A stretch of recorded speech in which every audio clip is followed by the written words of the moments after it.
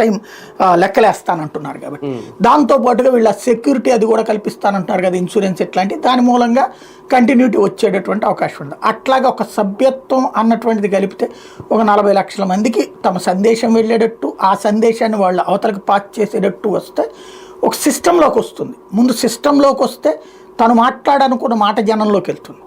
అదే సమయంలో ఏం చెయ్యాలో చెయ్యొచ్చు. అది ఇప్పుడు తనలో వచ్చిన మార్పు.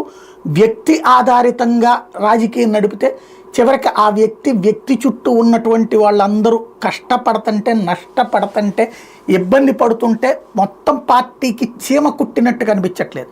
చంద్రబాబుకి ప్రాబ్లం వస్తే మొత్తం ఊరు వాడ ఏకం చేశారు వాళ్ళ కార్యకర్తలు. జగన్మోహన్ రెడ్డికి ప్రాబ్లం వస్తుందంటే పట్టించుకుంటున్న వాళ్ళు కరువు అవుతున్నారు. పైగా ఇప్పుడు ఎవరెవరి మీద కేసులు వస్తున్నాయో వాడికి తగలాల్సిందే, వాడికి శాస్త్రి జరగాల్సిందే, వీడికి శాస్త్రి జరగాల్సిందే అంటున్నారు. పేపర్లో వచ్చే ఆ నాయకులు లేకపోతే కనుక ఈ ఓఎస్డీలు అధికారులు వీళ్ళు ఉన్నారు కదా, వాళ్ళ పేర్లు పేపర్లో వచ్చినప్పుడల్లా ఆడికి తగిన శాస్త్రి జరగాల్సింది, ఆడికి తగిన శాస్త్రి జరగాల్సిందని వీళ్ళే మాట్లాడుతున్నారు.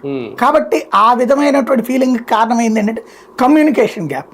ఆ కమ్యూనికేషన్ గ్యాప్ క్లియర్ కావాలంటే ఒక వ్యవస్థీకృతంగా ఉండాలి, అట్లాగే ప్లీనరీ లాంటివి జరుపుకోవాలి, అది నిరంతరం సాగుతూ ఉండాలి.